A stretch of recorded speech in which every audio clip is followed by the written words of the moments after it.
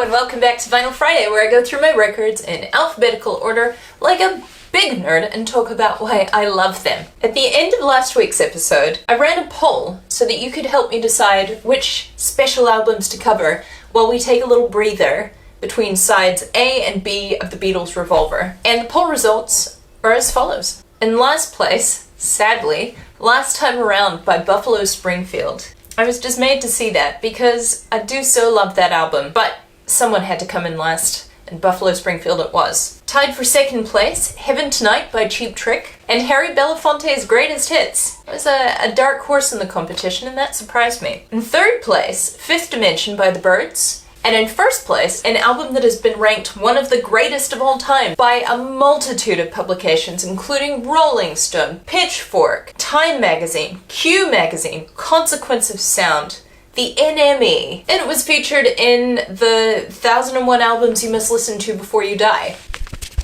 Here it is. The readers of Rolling Stone ranked this album the second best Bowie album after The Rise and Fall of Ziggy Stardust and the Spiders from Mars. Today's album flopped on release, and it sounds like this. Oh, you pretty things. Don't you know you're dropping your droppers insane? Fighting in the dance hall. Oh man, make a chance with a couple of coots. I'm up on romancing. Orange comes with destiny. Fill your heart with love today. Don't play the game of time. And he won't let us scream. Hang him on my wall. Here she comes. Here she comes. Here she comes again.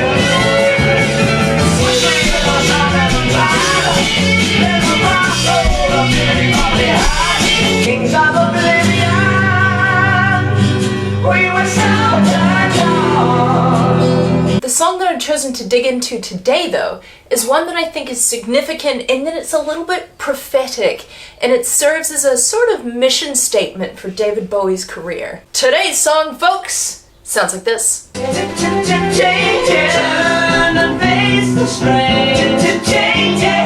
Changes! Track 1, side 1. So we're going to concentrate on three things in particular today with this song. The first thing is we're going to dissect that mission statement claim that I made just before. The second thing we're going to look at today is the way that this song introduces listeners to complex musical ideas, but in deceptively simple packaging. The third thing that we're going to break down is the way that this song is a fantastic example of what good old-fashioned songwriting looked like in the 1970s. Are you ready?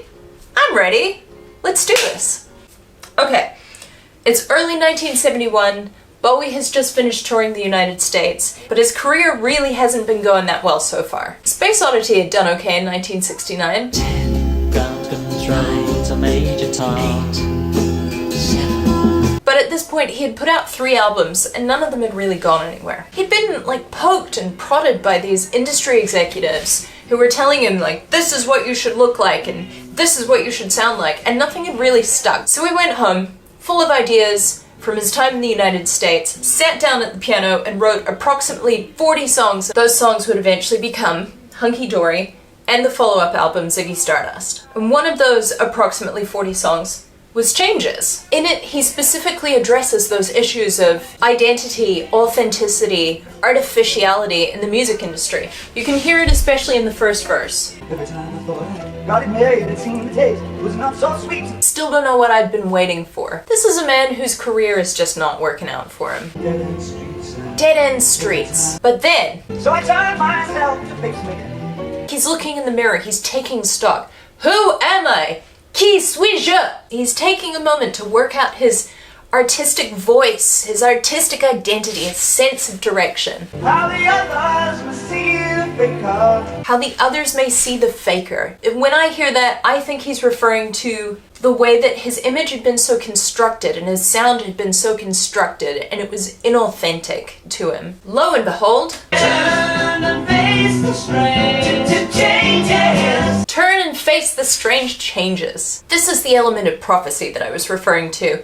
It foretells the chameleon rock star that he will become. This is an artist who would go through multiple reinventions throughout his career. I mean, among others, we've got Ziggy, we've got Aladdin Sane, Plastic Soul Bowie, we've got Thin White Duke, we've got the Berlin years. You get the idea. But also the word strange features quite a lot. You've got Turn and Face the Strange Changes, and also Strange fascination, fascinating.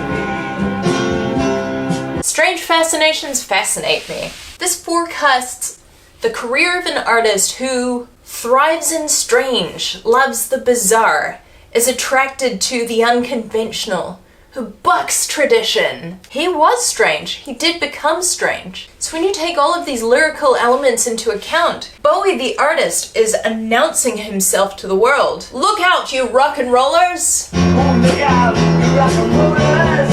Boom! Mission statement. With that established, let's move on to the complex ideas in a simple package thing. Let's start by taking stock of what is simple in this track. The instrumentation in this track is pretty straightforward. The band is the Mix, Ronson, and Woodmansey, respectively, on guitar and drums, respectively, and also the great Rick Wakeman on piano, who would shortly after this go on to become the keyboard player for Yes. When I say that the instrumentation is simple, it's that there's very little else going on instrumentally. There's a hint, a subtle touch of strings, a warm pool of sound that sort of blends in with the bass and sits beneath the vocals and the piano, which are really taking center stage here. Watch the ripples change the size. So the verses are pretty stripped back. As we've established, it's bass and strings, piano, vocals, and that's it. And the chorus is the same, except that the strings do this lovely little ascending run, which blossoms into the chorus. And there are drums. There is occasionally saxophone in the track, played by Bowie himself. The structure of the song is also really straightforward. We've got an introduction, a verse, a chorus, a verse, a chorus, a middle eight, final chorus, outro. Classic rock and roll pop structure. It's recognizable, it's familiar to our ears as listeners. So that's our Trojan horse. Here's what's inside.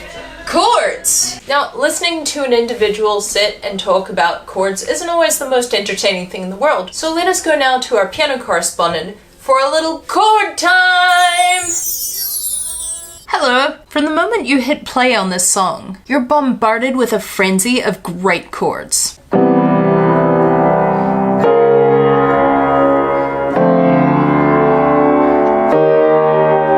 This song is not here to mess around. It means business. Now here's why I like those chords.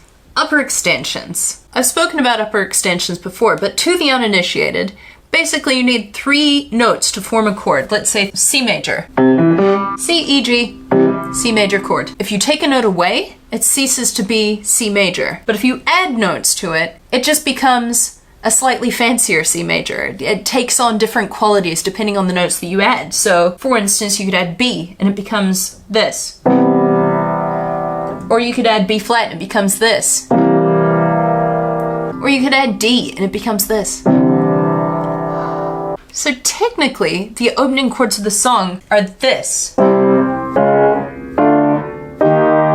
But each of them has a sort of add-on. The C major chord has this. The C sharp chord has this. The D minor chord has this.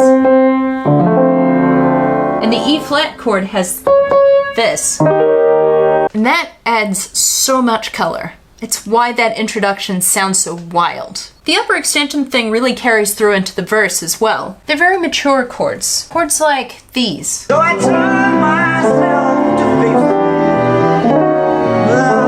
It all adds to that feeling of like mature reflection. And then those chords straighten out when we get to the chorus. Regular, good old 3-note chords. I believe that's called a line cliche, where the chord stays the same, but the bass note changes.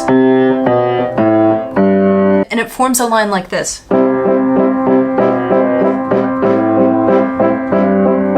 You see, the C major doesn't change, but the bass note does. Graham Nash uses it in Our House. I'll light the fire, you place the flowers in the vase. Paul McCartney uses it in For No One. Your day breaks, your mind aches, you'll find that all her words of kindness linger on when she no longer needs you. Will it, Beatles? Yes, it will! Another thing that's quite complex in this song is the time signature. It changes feels all throughout the chorus. Given the verses, you would expect it to just go 1, 2, 3, 4, 1, 2, 3, 4, but it doesn't. It changes several times throughout the chorus. Sorry. It had to be done. 4, 1, 2, 1, 2, 3, 1, 2, 3, 1, 2, 3, 1, 2, 3, 1, 2, 3, 4. 1, 2, 3, 4, 1, 2, 1, 2, 3, 1, 2, 3, 4. Once you get to know the song, it just sounds like the song. But if you break it down, he's really messing with the 4 beats per bar standard. Which sort of goes back to what I was saying about how he's an artist who embraces the strange. He's sort of word painting here. These are the strange changes in the song. Yeah. Way to go, Bowie. Bucking the conventions. The performance of the song is also kind of complex, because the piano, Rick Wakeman, is dictating the feel of the song, especially during the verses where there are no drums. So it's setting the tempo, it's setting the feel, and it changes at various points in the song to match the mood, or to set the mood even. So let's compare the piano in the verses with the piano in the chorus. Verse piano. You don't know what I was waiting for. Do you hear that boop-ba-da-doo-doo-doo? What I was waiting. It has a sort of meandering, improvisatory feel, sort of in the same way that the vocals do. You know, they're not really adhering to a fixed rhythm. They're sort of all over the place. It gives the verses this like reflective, musing feel. It's almost like a harmony between the piano and the vocals. They're filling in each other's gaps and melding nicely. So sweet.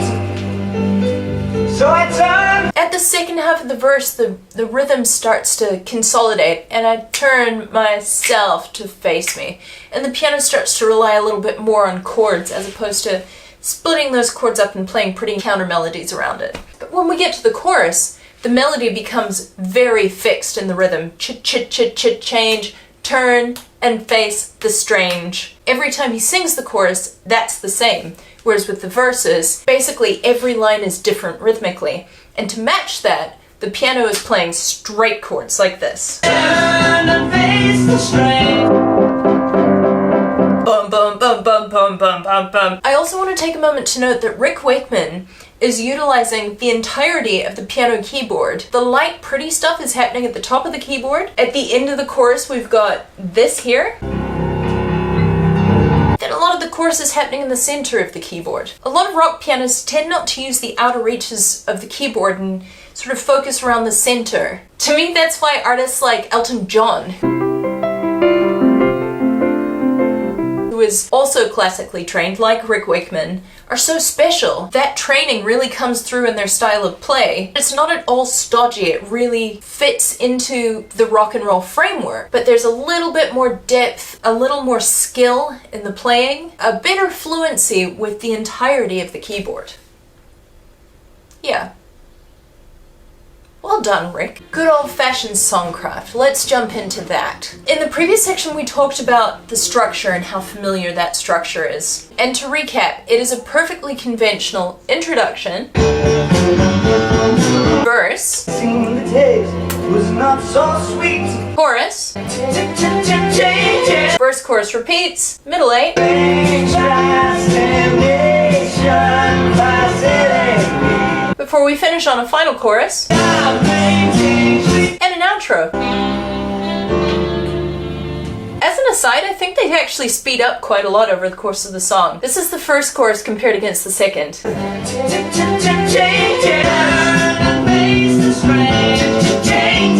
Because of course they didn't have click tracks. I am the f***ing click. So if they felt like going faster, they went faster. But yeah, I think that using that very conventional form in your songwriting leaves plenty of room to play when it comes to chords and lyrics and melodies, the things that make the song yours. From a writing perspective, there's an incredible attention to detail for every single one of the components of the song. Intros, verses, choruses, middle eights. Each of those elements has interest and value in its own right. For example, this introduction has great chords that don't necessarily feature, certainly not in that order, for the rest of the song. Guess what, babies? The song is starting. The introduction has its own dedicated riff that, again, doesn't really feature in the rest of the song, and is a good riff at that.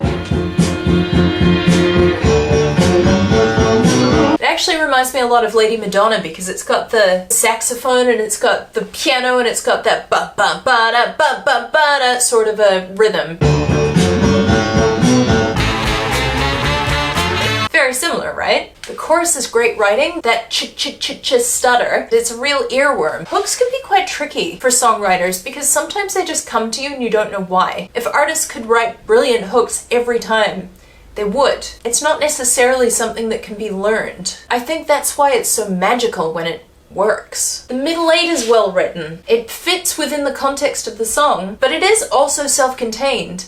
And the end of it leads perfectly back into the chorus, which is what you want from a middle eight. I'm just going to interrupt you there. The reason that the chords work so well going from the middle eight back into the chorus is that it uses what's called a 5-1 progression. If the song is in this key, the 5 chord is 1, 2, 3, 4, 5. So when we say 5-1, we go from the 5th chord to the 1st chord, 5-1. And that is just ingrained in us as listeners of Western pop music because it is used throughout Western music. The end. And because it's so ingrained, if you have a song in C major and the song goes here, as a listener, you really want it to return to here. So it's a really good idea to end a section of a song unresolved so that when you get back to the chorus, changes.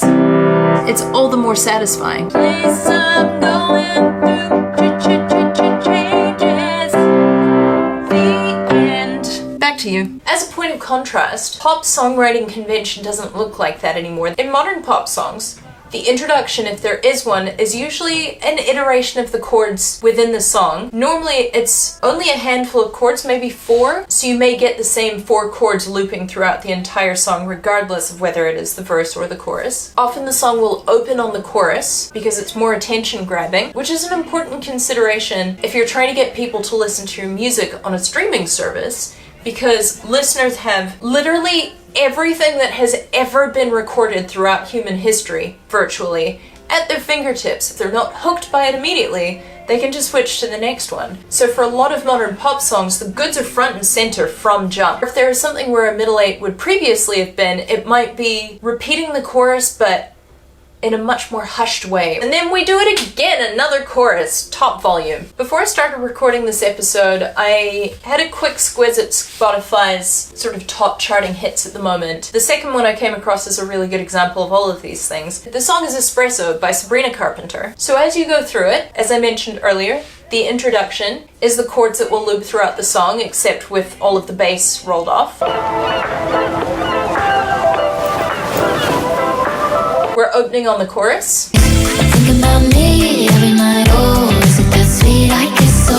There's no middle eight, and at the end the song just stops. Now, as a songwriter, I really appreciate the work that artists like David Bowie put into making sure that every single component of the song was written, was constructed, was composed well. Please note though that that is not the same thing as me saying that David Bowie's music is better, or that music just isn't what it used to be. Because music is subjective. Music is to be enjoyed. If I don't like it, I can just elect to not listen to it. It is not my job to tear down someone's tastes because they differ from mine. I'll give you an example. I happen to think that in modern pop music, the vocals are horribly overtuned and that can make them sound a little bit soulless. I really love to be able to hear the emotionality in their performance. About 15 years ago, I bought my first copy of Nirvana's Nevermind on CD, and I was with somebody who had been a teenager when that came out. He told me about how he feels that that album is a masterpiece, and it will go down in history as one of the great albums. When he asked me what I had listened to growing up, I told him the Spice Girls, and he lamented how music has gone downhill. Recently, I played Smells Like Teen Spirit for my dad, who had never heard the song before.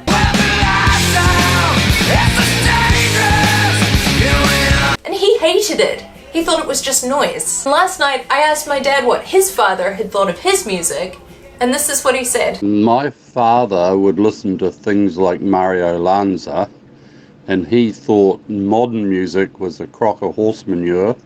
He thought the Beatles were just a bunch of effeminate pansies because they had long hair, and nobody in their right mind would listen to any of that, and they would die out in a few months and we wouldn't have to listen to them anymore. For all we know, the music of Gen Alpha might sound something like this. And Gen Z may lament that it lacks the quality of the music that they love and that they are growing up with. Art is subjective. Also, we have the benefit of hindsight when we listen to Hunky Dory and hold it up as one of the great albums and say 1972 was a better year for music than 2024. Because in the week that this was released as a single, this was the number 10 song on the Billboard Hot 100 chart. And hey girl, I tell you no lie, something deep inside of me's going to die. Having said that, my personal bias is that 1972 was a better year for songs than 2024, because when I went looking for that crappy single that nobody remembers anymore, I found this. In that same week that this song was released as a single, other songs featuring on the Hot 100 chart included American Pie by Don McLean, I started singing, bye, this American Pie. Family Affair by Sly and the Family Stone, Day After Day by Badfinger, Theme from Shaft by Isaac Hayes, Damn right. Baby I'ma Want You, Bread, Baby, I'ma want you. Gypsies, Tramps and Thieves by Cher, Behind Blue Eyes by The Who, No one knows what it's like to be the bad man. Leave On, Elton John, And the sound believe on. Black Dog, Led Zeppelin, Without You, Harry Nilsson, Bang a Gong, Get It On, T-Rex,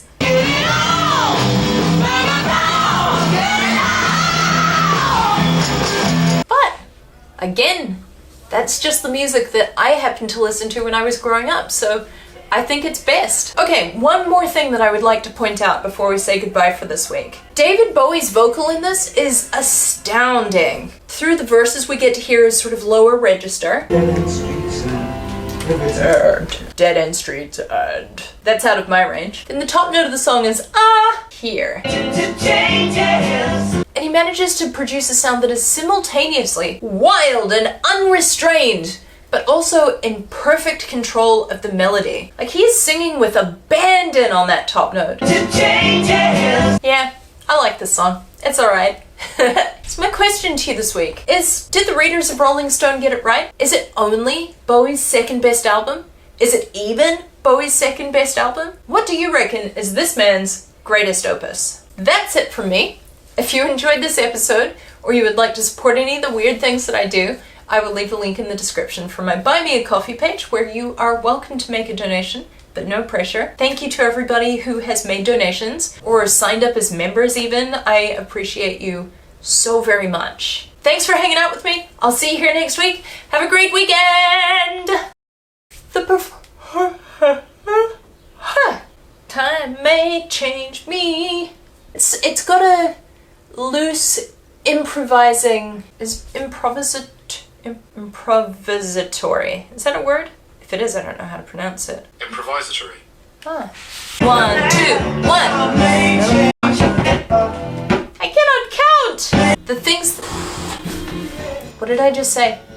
I As if that's going to make any difference to the cats. He's sitting where she wants to be. He's about to get slapped. I can see it. He's about to get smacked. Put another log on the fire for me.